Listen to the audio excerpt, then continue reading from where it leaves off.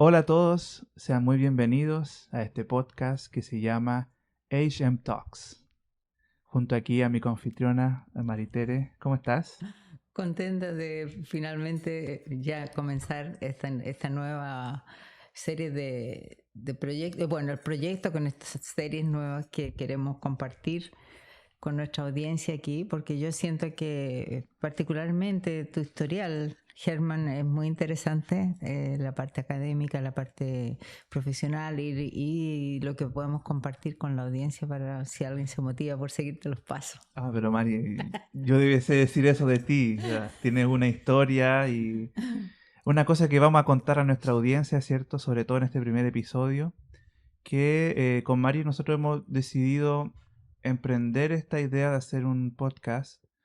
Más que nada para poder inspirar la vida de las personas y de alguna manera también contar cómo nuestras experiencias, nuestras historias pueden quizás servirle a la humanidad de alguna manera. Sin tener ánimos de soberbia, sino que más bien, como recién comentábamos hace poco, tal vez simplemente que alguien empiece a hablar de ciertos temas puede generar un impacto en la vida de los demás. Sí, y cuando mencionas la palabra soberbia, yo diría que es justamente lo contrario, porque como nosotros en algunos de nuestros encuentros como amigos hemos hablado precisamente de los desafíos que nos ha tocado vivir para llegar a nuestros objetivos, yo creo que esa es la parte linda, la parte de saber que hubo esfuerzo, que se lograron las metas que teníamos y que todavía tenemos esos proyectos de seguir creciendo, ¿no? Este es uno de ellos, compartir con ustedes, es parte de nuestro crecimiento porque es comunicación. Nosotros no estamos en nuestro país, el solo hecho de hacer esto en español ya es casi un desafío porque con Germán estamos continuamente hablando 3 idiomas diarios. Les voy a hablar un poquito de él. Porque nosotros dos nacimos en Chile, él vino a hacer un posgrado aquí después de haber hecho otro posgrado en Chile. Bueno, más o menos les voy a decir un poquito la historia de Germán. Él es psicólogo que estudió en la Pontificia Universidad Católica de Chile, estudió psicología, se especializó en neuropsicología infantil y tiene mucha experiencia como neuropsicólogo realizando evaluaciones, sobre todo neuropsicológicas, y además intervención en lo que es la psicología pediátrica. Yo lo encontré muy interesante eso porque no es para nada el área en que yo he trabajado, entonces siempre he estado muy motivada de hacerle preguntas y todo eso. Y en este momento, bueno, después de haber hecho una maestría en Chile y haber venido a hacer otro posgrado aquí en la Universidad de Montreal, en Canadá, en Quebec, en la provincia de Quebec, y en adición a eso, en este momento está trabajando en una clínica de neurodiversidad, donde hace también evaluaciones. La clínica se llama NEAT, está, como les decía, en Montreal, y sigue siendo en este momento un internado en esa clínica para tener su permiso de psicólogo y neuropsicólogo en la provincia del Quebec, porque son una serie de requisitos que hay que cumplir. Bueno, y lo interesante además es que él posee una mirada afirmativa y con respecto a la neurodivergencia, que es un tema que hoy día en el área de la psicología toma muchísima importancia por los porcentajes de personas que efectivamente tienen necesidades especiales en esta área. Yo lo vi incluso en la universidad donde yo trabajé. Y bueno, él sostiene a las personas con diversas condiciones que tienen una mirada bueno, la cosa más importante es saber integrar a estas personas, ¿verdad? Esa es el área en que tú estás trabajando ahora. Y como decíamos también el tema de la migración es una cosa que los dos hemos hablado mucho de eso, de los desafíos, de los logros, en fin, lo que haríamos diferente, lo que haríamos de nuevo, y ese es el tema que nosotros queremos compartir con ustedes. Básicamente eso, y bueno, aparte de eso sí tiene, no solo es estudio y trabajo, también tiene algunos pasatiempos como la música clásica, los videojuegos, aunque yo eso lo controlo con mi adolescente, pero reconozco que es una cosa muy popular hoy día. Y bueno, también le gusta cocinar y le gustan los perritos, ¿verdad? Sí, soy un dog lover completamente. Cuenta más. Sí, gracias Mari por esa pequeña introducción de mí. Hacemos esto porque tanto como Mari y yo sabemos que es importante cuando uno empieza a generar una nueva como relación con su público o con otras personas, ¿cierto? Entablar confianza. Nosotros queremos mostrarnos un poco quiénes somos hoy en día para que ustedes de alguna manera cuando escuchen nuestro podcast sepan quién es la persona que está hablando y en base a lo que es lo que hemos vivido, ¿sí? Bueno, por otro lado, yo tengo aquí una reseña muy linda y muy breve para todo lo que ha hecho María Teresa. María Teresa Centeno nació en Viña del Mar, es Viña Marina, Sí. y vivió algunos años en Santiago y otras partes de su vida en la Patagonia, en Mm, Chile Chico. Lo quise mencionar porque sí, sí, tenemos que sí. Parte de mi visibilizar, corazón. exactamente, Sí. sí, Mi padre trabajó en una zona rural que era en esos años un gran desafío para los médicos, para los profesionales que se graduaban en un sistema educacional que en esa época en Chile, casi nadie lo cree, pero era gratuito, era basado en la meritocracia. sí, Entonces los estudiantes se esforzaban mucho, llegaban a la universidad, estudiaban y después, por supuesto, había que retribuirle al resto de los compatriotas trabajando en sectores donde era más difícil que la gente se motivara a irse, ¿no? Porque eran, en esos años eran sectores bastante era un desafío para los profesionales. Y mi papá se sí. fue a Chile Chico, fue una No, historia muy linda. el doctor Centeno ahí. Si alguna gente de Chile Chico escucha este podcast el día de hoy, van a saber de qué estamos hablando. Bueno, ella vivió casi toda su vida aquí en Canadá. Vivió 10 años en el oeste canadiense. Y ahora ya 3 décadas en la ciudad de Montreal. Por ende, ya tiene tanto la experiencia de vivir en un área anglófona y francófona. Y no saquen las matemáticas porque... Sí. Algo importante y hablar un poco sobre su carrera. Ella estudió un bachiller en sociología y psicología en la Universidad de Concordia, ya siendo mamá. Por ende, eso vamos a también hablarlo bastante en nuestro podcast, como quizás los desafíos de ser un estudiante en situaciones, no sé si decir atípicas, pero con desafíos adversas, ¿cierto? Y ella enfocó su carrera en la educación y ha hecho incursionado mucho en cómo hacer adecuaciones, ¿cierto?, para diversas poblaciones que tienen desafíos en torno a la educación. Gran parte de su trabajo lo hizo en la Universidad de Concordia como asesor educativo, que vamos a hacerle algunas preguntas a Mari para que nos cuente qué es lo que quizás le gustaría mostrar a la audiencia sobre su trabajo. Y particularmente ella, además de esta carrera en Concordia que ha hecho, em, fue presidenta de la Asociación Canadiense de Orientadores de Estudiantes con Necesidades Especiales. Mari tiene una gran expertise trabajando con población que tiene necesidades educativas, ya sea por discapacidad auditiva, visual u otras condiciones del neurodesarrollo, que eso es donde ahí nosotros hicimos match y hicimos clic cuando nos conocimos porque realmente a ambos nos interesa mucho poder acoger a la gente que tiene necesidades educativas o necesidades especiales para que se integren en la sociedad.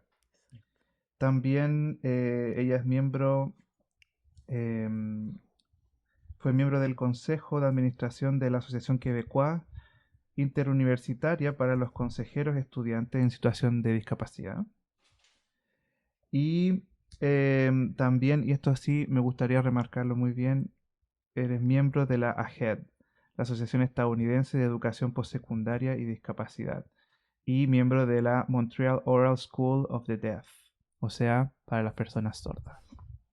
En ese sentido, Mari realmente tiene una expertise y unas historias muy buenas sobre cómo fue su trabajo con población universitaria con diversas necesidades. Sí, creo que teníamos esa compatibilidad en el área profesional de haber trabajado justamente con sectores vulnerables de una forma u otra y con logros que nos han hecho muy, muy felices eh, en el campo profesional y en lo personal también, ¿no? Sí. Mari, ¿te parece si hacemos preguntas y respuestas entre los dos para Absolutamente, conocernos? sí, claro. Eh, ¿Quién parte? Ah. Yo parto. Ya, perfecto. Dime, ¿tú estudiaste en la Universidad Católica de Chile, en Santiago? Sí. Sí. Y dime una cosa, ¿cuántos años son la carrera de psicología en Chile? Ya, muy buena pregunta. Yo estudié y saqué mi carrera en Santiago, pero debo comentar que comencé mis estudios en la Universidad Católica del Norte, en Antofagasta, donde Ah, yo vivía allí en ese entonces. Hice un año completo de psicología, pero después, por trabajos de mi papá, tuvimos que cambiarnos a Santiago y tuve que reingresar a psicología. Y esta es una historia bien bonita porque yo entré a psicología en la Universidad Católica no por la prueba de selección, sino por un cupo de admisión especial que se le llamaba. mira. Y para mí entrar fue como ganarme la lotería, porque realmente postularon como 80 personas y quedamos 8. ¿Y qué vieron allí? Quizás las notas de mi universidad, mi profil. Iba a decirme, les advertimos que aquí van a escuchar mucho eh, interfe- Anglicismos y eh, galicismos. sí, seguramente porque uno ya cuando tiene todo mezclado en la mente. Vamos a hablar de los pros y contras de ser trilingües, Sí, porque no todo es color rosa. exactamente. Les gustó mi perfil, lo que yo podía ofrecer y eh, quedé. Y yo cuando supe que quedé estaba pero feliz. Me imagino. Y empecé mi estudio en Santiago y entre medio, ¿cierto? Hice una pausa porque hice un voluntariado religioso por mi iglesia. Ah, Yo soy miembro de la Iglesia de Jesucristo de los Santos de los Últimos Días, ¿cierto? Y eso es una área muy importante de mi vida y bueno, esos 2 años que hice pausa, la verdad que fue una experiencia enorme. ¿Por qué? Porque aunque era un voluntariado, ¿cierto? Una misión como de proselitismo, la verdad es que yo aprendí a conocer los contextos sociales de muchas vidas de personas mira. que viven en el sur de Chile. Estuve en Osorno, estuve en Puerto Montt, estuve en un pueblo, Ríos Bueno, que también maravilloso. Y yo diría que eso fue una experiencia súper importante para mi carrera, Claro, porque uno aprende mucho de los libros, aprende mucho de la teoría, pero tiene que aprender de las vidas también de las personas. seguro, claro. Y algo así, bueno, debido a eso y otros desafíos más, saqué mi carrera en unos 7 años, cuando en realidad dura 5. Pero ¿qué pasa? Tuve que hacer un año de nuevo completo por el cambio de la universidad, mi pausa por mi voluntariado, ¿cierto? Y eso, después de 7 años de estudio y posteriormente empecé ya con el interés en la neuropsicología y todo eso. Claro. Mira, esa pregunta para mí es muy importante porque el sistema educacional en Norteamérica en general es diferente desde el punto de vista de, por ejemplo, en Chile yo recuerdo que uno estudiaba para una carrera, ¿no? Era, por ejemplo, uno estudiaba psicología, 5 años, por ejemplo. Aquí tú sabes que es un bachelor en un área determinada. Sí. Entonces, todo por supuesto tiene ventaja y desventaja en la vida. O sea, en mi caso, por ejemplo, yo estudié un bachiller en arte porque quería mezclar la psicología con la sociología y después de hacer esos 3 años, especializarse en distintas áreas. O sea, tiene una ventaja eso, pero también tiene la desventaja que a veces los jóvenes no saben bien lo que quieren, están seguros, pero lo bueno es que como hay muchos cursos que son electivos dentro del mismo bachiller, les permite cambiar.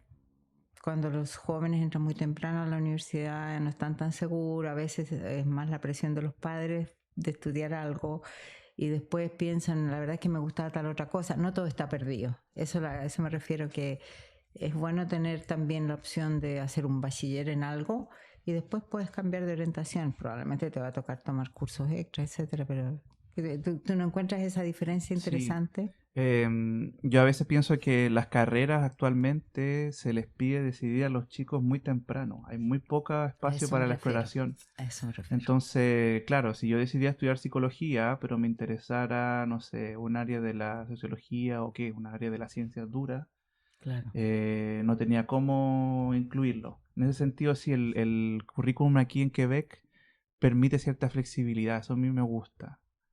Pero por otro lado también tiene su ventaja el hecho de que, y esta es una opinión personal, cuando tú decides como estudiar o ser una profesión, ¿cierto? Como que también Estás tú tomas una enfocado. decisión que exactamente Sí, te estás enfoca. enfocado. Claro, hay un porcentaje de jóvenes que ya saben clarísimamente lo que quieren estudiar y en esos casos claramente vale la pena enfocarse en eso. Pero muy a menudo ocurre lo que tú decías, que el estudiante es muy joven, está un poquito influenciado por lo que quisiera dar el placer a los papás de estudiar algo que los papás siempre dijeron que les gustaba, pero a lo mejor después de 2 años dicen, la verdad es que yo quería estudiar Bellas Artes. Entonces es bueno tener la opción porque no todo está perdido. Hay muchos de esos ramos, de esos cursos que pueden tomarse como lectivos para el nuevo programa que el estudiante quiera Sí.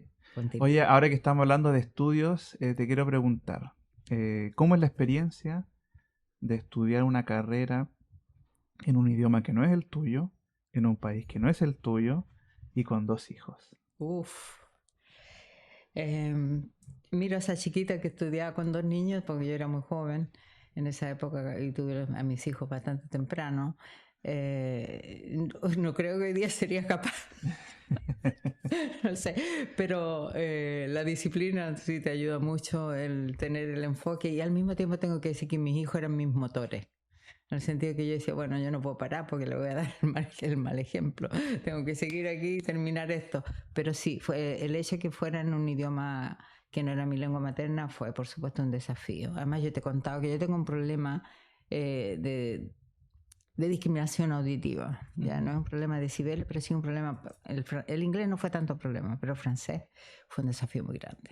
Menos mal que mis estudios los hice en inglés y eso fue más fácil. El inglés en realidad es un idioma fácil para las personas que tienen el tipo de problema que yo tengo. El español es más difícil, sobre todo el español de Chile. Mi madre, cada vez que voy a Chile yo encuentro que el idioma ha evolucionado de una manera tal que me toma un par de días por lo menos empezar a entender todo.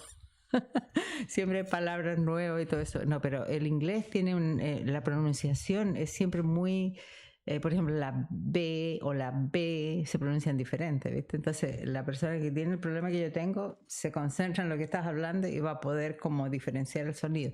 Pero el francés es cultural. Sí. Entonces, eso fue un verdadero desafío. Y cuando me logra salir una buena frase y un buen párrafo en francés, me siento de lo más realizada. Ese fue el desafío más grande. Pero la universidad, sí, efectivamente, con los niños al lado fue una mezcla de, como te decía, de desafíos y también de estímulos. Porque una vez que tú empiezas algo y tienes niños, no quieres dar el mal ejemplo, dejar las cosas a medio. Ahora, en ese momento había muchos factores que ayudaban. El hecho de que habían buenas becas. Yo hoy día creo que hay muchas cosas que han cambiado por la crisis, no solamente económica canadiense, pero en general, ¿no? Han cambiado muchas cosas post pandemia. Hubo grandes cambios económicos, prioridades y cosas.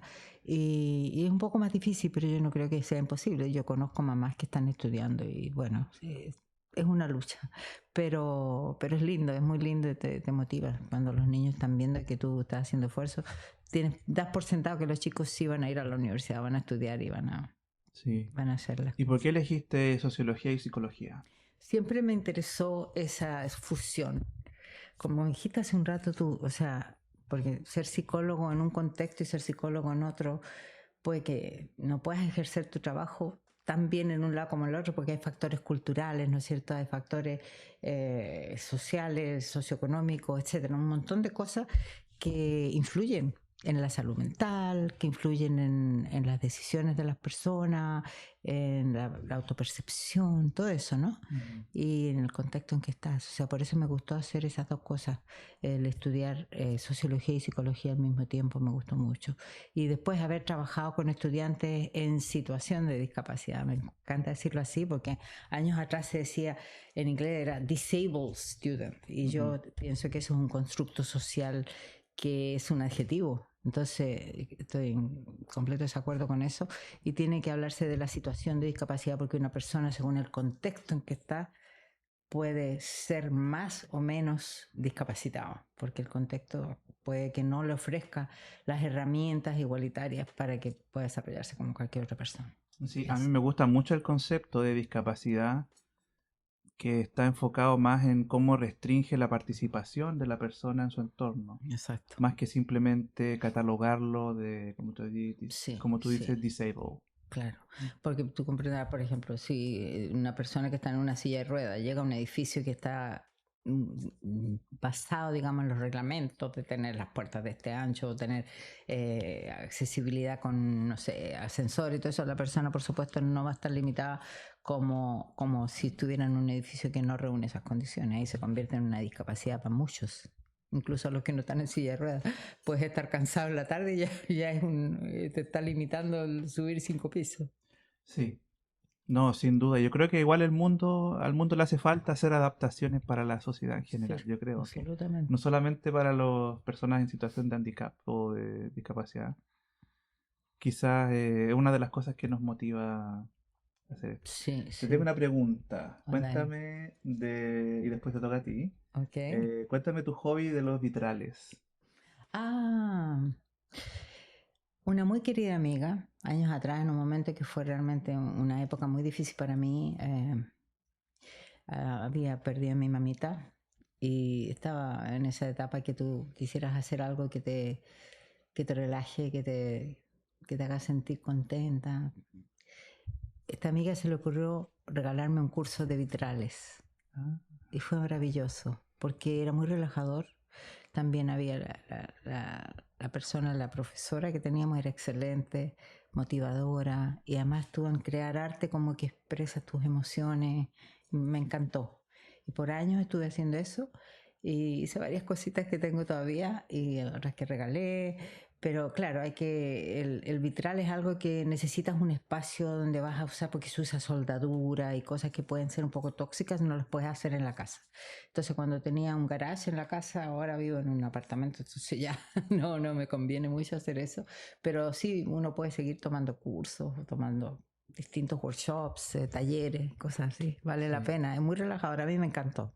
Sí, ¿sabes qué? Te preguntaba porque es bueno que uno hables de los hobbies o los pasatiempos que Sí, uno tiene, porque no todo en la vida es trabajar, obviamente.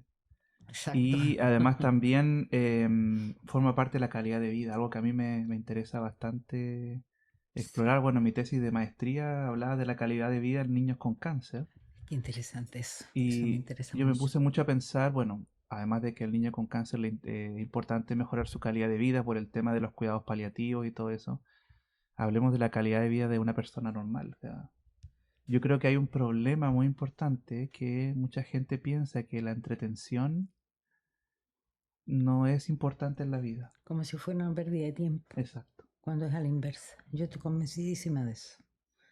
Sobre todo en el caso de los padres y madres, es muy importante, si bien, claro, todo el mundo necesita trabajar para sobrevivir, es importante considerar que pasar tiempo con tu hijo es demasiado importante. Jugar, hacer cosas que parecen secundarias, ¿no? Porque Ujú. tú tienes la experiencia trabajando con niños. Yo tengo la experiencia de mamá, pero tú Sí. cuéntame, ¿cómo fue? ¿Qué veías tú en los niños que se recuperaban, por ejemplo, de cáncer? Uf, tremenda pregunta. Bueno, el cáncer en sí es una enfermedad. Siempre me he acordado de una jefa que yo tuve y si lo escuchas un día, Vera, un saludo para ti. Vera Celedón, mi jefa, Ajá, una mira. enfermera que dirigía el centro de rehabilitación cuando trabajé. Ella me hizo Eso entender fue en algo, Santiago, sí, ¿verdad? en Santiago, sí. Ella me dijo, el cáncer es una enfermedad familiar. Qué interesante. Y es verdad porque eso afecta la dinámica de la familia, los papás tienen altos niveles de estrés, los hermanos, y me tocó ver situaciones que era para partirse el corazón, pero es curioso, a mí yo no me enfocaba en la pena que me producía, sino más bien en lo que yo podía hacer por aliviar o mejorar. Y esa pega, ese trabajo, como decimos en Chile, a mí me encantó. Y algo que aprendí es que si la familia va bien, el niño va a sentir menos estrés, los padres van a tener más herramientas para enfrentar el proceso largo que es la cura del cáncer. Y también hay que tener un poco de, en mi opinión, de desapego, porque hay veces que el cáncer es impredecible. Claro. A veces los chicos se mejoran, están súper bien, y de repente les da una recidiva, o sea, se reactiva el cáncer y fallecen. Sí, es. Interesante este tema y creo que se ha usado un nombre en común para muchas cosas diferentes, digamos, como el cáncer, puede ser tantas cosas distintas, algunos muchísimo más graves que otros. Eh, a mí me interesan mucho las terapias alternativas en el caso del cáncer porque yo leí mucho al doctor Bernie Siegel y habían algunas cosas específicamente en cáncer de niños donde él usaba visualizaciones, por ejemplo. Me pareció fascinante Sí, porque había un buen nivel de aumento de las defensas y el sistema inmunitario se ponía fuerte y las células T aumentaban. Las células T killers, como se llama en inglés, en español se llama las sí, células las T células T. asesinas. Sí, Ya, el número aumentaba y que son las que, las que realizan la la macrofagia del cuerpo. macrofagia, eso, la macrofagia, y que es se devoran, digamos, las células microscópicas del cáncer. Y él hacía estos juegos de visualización con los niños y medía después la cosa inmunitaria y veía cambios. Yo lo encontré muy interesante eso. O Sí. sea, básicamente ser positivo con el niño, y aunque no hagas las visualizaciones tal cual, pero el ser positivo, el mostrar que hay chance, que hay, yo creo que es súper importante, ¿no? Sí, es que en el fondo, y eso es lo que nos gusta con Mari hablar del tema, que nosotros creemos mucho en la dualidad mente-cuerpo y en una frase que ella siempre dice, mind over body. Me encanta esa frase. Vamos a hablarlo Sí, seguramente en muchos episodios más al respecto. Pero efectivamente, o sea, el estado emocional, actividades como visualización en donde uno se prevé en una situación diferente. Por ejemplo, se ha demostrado que ayuda mucho a reducir el dolor, la percepción del dolor. mira, Y la hipnosis, la comunicación hipnótica, que esto, no andar con el péndulo así, sino que hacer pensar al niño en una situación más agradable mientras le ponen una inyección, ¿cierto? Ayuda sí. a disminuir el umbral del dolor y todo eso. Y ahí es interesante cómo podemos ver que realmente la mente y el cuerpo están unidos. La medicina trata de ver la mente, la psicología quizás el cuerpo, o sea, mejor dicho, al revés. La medicina ve el cuerpo, la psicología, las áreas de ciencias sociales más la mente. Pero debiésemos verlo más bien todo como un conjunto. Sí, es súper importante eso. Y hoy en día que se ven tantas situaciones de salud mental, o por lo menos se habla más de eso, no tengo ni siquiera la certeza de que sea solamente una u otra cosa. Yo creo que es la combinación de ambas, que hoy día se habla más, la gente habla más de si se siente deprimido, habla más, antes era como Sí, esconderlo. Y más que nunca hace falta que todas esas fusiones de terapias se entiendan mejor, ¿verdad? sí. Mario, quizás una última pregunta para ya irnos despidiendo de este primer episodio. Hay un tema que no hemos tocado, pero que es importantísimo A en tu ver. carrera. Uh, Háblame de tu experiencia, de tu experiencia. de mon expérience De tu experiencia como coach. como coach. Oh, es una de las mejores cosas que he hecho en mi vida desde el punto de vista profesional. La verdad es que tengo que agradecerle a mi empleador, que fue la Universidad de Concordia durante 25 años, que ellos tenían un programa de desarrollo profesional muy bueno, a medias con el sindicato profesional de la universidad, la verdad, entre los dos. Si uno presentaba un proyecto que fuera válido y que realmente le sirviera a la población estudiantil, ellos lo iban a aprobar. Y yo, la verdad es que ni pensé que me lo iban a aprobar, pero eso ocurrió y la verdad es que cambió mi carrera, porque tuve un enfoque completamente diferente una vez que yo estudié esa carrera de life coach. Fueron 5 módulos bastante densos, pero muy lindos. Eh, Me di cuenta que yo cambié como profesional, en el sentido que yo era una advisor, como se dice en inglés. Yo era la que daba los consejos, yo le daba como casi instrucciones a los estudiantes de cómo proceder frente a cosas académicas o frente a cosas que tenían que ver con el mundo académico que estaba viendo el estudiante. Y de la noche a la mañana, después de terminar de haberme recibido de coach, mi forma de comunicar con ellos cambió completamente y empecé a tener más estudiantes que antes, muchos más. Los estudiantes valoraban más el hecho de que yo les hacía encontrar sus propias respuestas. Y eso es básico con el coaching program. Y es que todos tenemos nuestras respuestas. Sabemos qué significa éxito para nosotros, porque para mí éxito puede significar algo muy distinto que para él. La palabra éxito es muy elástica Y eso es lo importante entender. Yo de un día para otro empecé a tener claridad frente a eso y quería que los estudiantes también lo vieran así. Éxito no es darle el gusto al resto del mundo. Éxito es ver qué te hace feliz, qué es lo que has soñado hacer en tu vida. Y eso es distinto, como decía, para cada persona. Entonces yo empecé a hacerle preguntas a los estudiantes. Mi modus operandi cambió completo y los estudiantes valoraban eso porque ellos mismos se encontraban respondiéndose cosas a ellos que no les habían respondido antes. Y les ayudaba muchísimo. Yo vi un nivel de éxito enorme en ese nuevo enfoque. Fue muy, muy bonito. Y a mí me hizo cambiar muchas cosas en mi propia vida personal. Muy, muy lindo. Sí, yo creo que es bueno hablar de coaching porque quizá la psicología clínica está más enfocada en trastornos Diagnóstico de y... salud mental, efectivamente, y da un diagnóstico, pero lo importante es qué hacer después del diagnóstico. Y muchas veces las respuestas no van por ese lado, sino que van más bien por el proyecto de vida que la persona tiene, y son cosas que la psicología quizás no tiene tanta respuesta, como si un enfoque, como tú dices, de coach, en donde la persona, tú en el fondo los animas a ellos ser motores de cambio de sí mismos. Sí, y fíjate que, por ejemplo, la universidad obviamente para poder acomodar a un estudiante, digamos, con tiempo suplementario para un examen o con un, no sé, un note taker, un tomador de nota o con equipamiento especial, primero había que tener, por supuesto, una evaluación para que se viera como algo justo, ¿no? Y los estudiantes me traían una evaluación que por supuesto yo la leía cautelosamente y veía que tenía que cumplir al pie de la letra todo eso. Y de la noche a la mañana, si bien por supuesto seguía ese reglamento de la universidad, después de leer todo eso y anotar todas las cosas necesarias, yo le decía al estudiante, ok, a eso lo tengo en tu archivo. Ahora quiero que tú me digas, ¿cuáles son tus fortalezas? Empezaba con eso, Sí, era otro enfoque. sí. Y el chico como que, o la chica se esperaba que, bueno, suponía que tenía que hablarme de sus debilidades. ¿Ah? Y yo le decía, no, no, pasa una cosa. De cada una de tus debilidades, tú tienes una fortaleza que has desarrollado. Yo quiero que me hables de eso. Sí. Me encanta porque yo soy el que escribe esos informes y Maritere era la que después los guarda en la gaveta para hablar la segunda parte. No, pero está muy bien eso. Es que en el fondo Son valiosos, son son dos caras de importantes, una son moneda. esenciales, Exactamente, sí.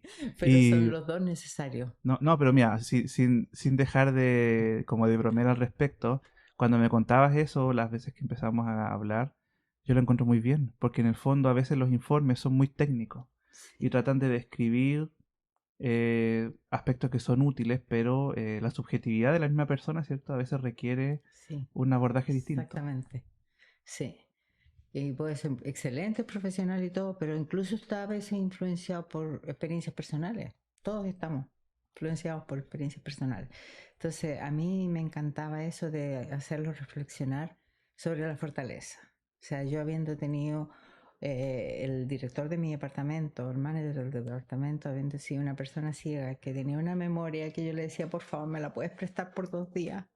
Tu memoria, por favor, porque yo ahí aprendí que a menudo las personas con discapacidad visual tienen una memoria superior, así como las personas con problemas auditivos tienen, yo misma, un nivel de percepción muy desarrollado, porque evidentemente tienes que recurrir a otros aspectos que no te va a ayudar el oído, que no te va a ayudar la visión.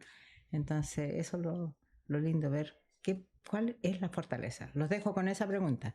Cada cual que piense en su fortaleza. Ah, perfecto. Bueno, con esto yo creo que ya vamos a llegar al término de este primer episodio, para que nos podamos conocer junto a ustedes también, nuestra audiencia. Síganos en nuestros próximos episodios. Con Mari queremos hacer este proyecto, como diríamos, just for fun. Just for fun. Solamente para divertirnos, para ver si alguien le ayuda. Y antes de terminar, quiero contar una anécdota, ya aquí estoy tomando mi tisana.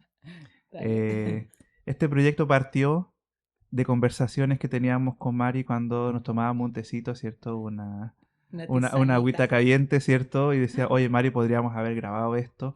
Bueno, por primera vez aquí lo estamos grabando en vivo. Sí, y compartiendo con ustedes que ojalá les sea muy útil y que nos pongan sus preguntas si les motiva. Sí, eso, nos encantaría escuchar qué les parece, déjenos sus comentarios y nos vemos en un próximo episodio. Hasta Chao. pronto.